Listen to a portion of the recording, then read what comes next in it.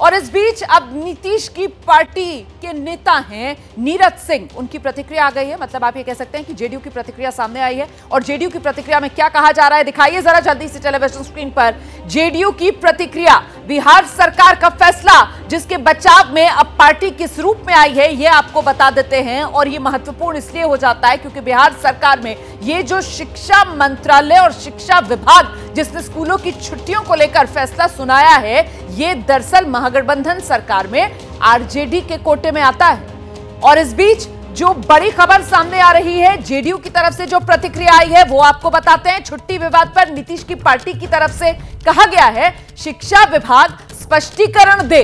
मतलब खुद नीतीश की जो पार्टी है वो ये मांग कर रही है कि शिक्षा विभाग स्पष्टीकरण दे।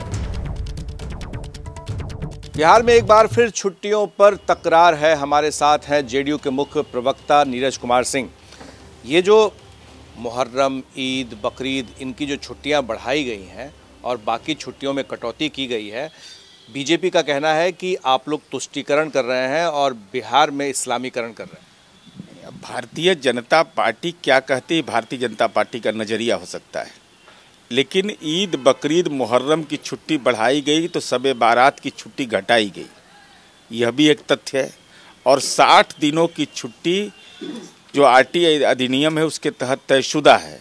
पहले भी 60 दिनों की छुट्टी रहती थी, आज भी 60 दिनों की छुट्टी है। अब इसमें कहीं कोई अगर सामंजस्य की कमी है तो शिक्षा विभाग उन मामलों को देखेगा। आपको नहीं लग रहा है कि ये तो कैलेंडर घोषित हो चुका है? ऐसे में जब एक बार घोषित कर चुके हैं तो ये सरकार के लिए किस तरह से आपत्तिजनक हो सकता है? नहीं, सरकार के लिए कोई आपत्तिजनक नहीं। सरकार भाई, आपने चिट्ठी शिक्षा विभाग ने जारी किया, उसमें शब बारात की भी छुट्टी आपने घटाई है और विभिन्न छुट्टियों को यथावत 60 दिन रहने दिया है। तो किन परिस्थितियों में आपने छुट्टियां बढ़ाई और किन परिस्थितियों में छुट्टियों को शब बारात का 1 दिन का घटा दिया, तो ये तो स्पष्टीकरण शिक्षा विभाग को ही देना है। शिक्षा विभाग स्पष्टीकरण देगा। पर सवाल ये उठता है कि जो शुक्रवार को जो छुट्टियां होती थी, जो मुस्लिम बहुल इलाके में है, उसमें भी एक लाइन इसमें लिखा गया है कि वहाँ के अगर जिलाधिकारी से कोई ले करके परमिशन चाहे तो उर्दू के अलावा जो बाकी स्कूल हैं उसमें भी शुक्रवार को छुट्टी होगी। वही तो डिस्ट्रिक्ट मजिस्ट्रेट के विवेक पर निर्भर करता है ना। डिस्ट्रिक्ट मजिस्ट्रेट को अगर लगता है कि नहीं, पूरे उस क्षेत्र के हालात, अब ऐसा रहता होगा कि भाई कई जहाँ अल्पसंख्यक समुदाय के बच्चे भी हैं, बहुसंख्यक समुदाय के भी बच्चे हैं, तो उनके अभिभावक के इच्छा पर निर्भर करता है कि वो शुक्रवार को छुट्टी चाहते हैं या रविवार को। तो ऐसे में डीएम को विशेषाधिकार देना हमारी समझ से इसमें कहीं कोई गड़बड़ी नहीं है। तो ये मानकर चला जाए कि बिहार में 2 तरह की आबादी पर अलग अलग नियम चलेंगे, एक जहां अल्पसंख्यक है और एक जहां बहुसंख्यक है? नहीं, देश के अंदर में अलग अलग मापदंड है। गुजरात में 20 दिनों का दीपावली का छुट्टी मिलता है। उत्तर प्रदेश में, पड़ोस के उत्तर प्रदेश में छठ में 1 दिन का छुट्टी मिलता है।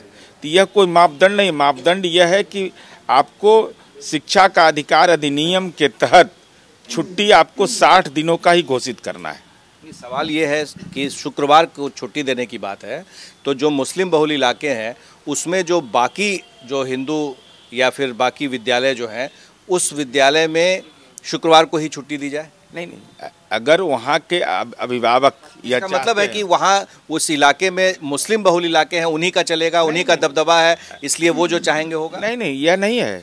नेशनल फैमिली हेल्थ सर्वे की रिपोर्ट बताती है कि सीमांचल में जो लोग ये दावा करते थे कि इसकी आबादी बढ़ गई है, वह बिल्कुल गलत है। जैसे ही घड़ी का काटा दोपहर 2:30 पे आए, बबीता जी का दिल सास बहू साजिश के लिए मचल जाए।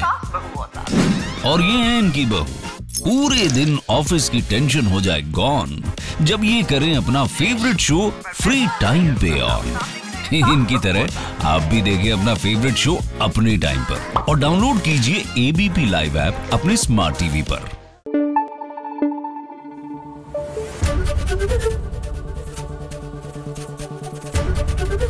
एबीपी न्यूज आपको रखे आगे।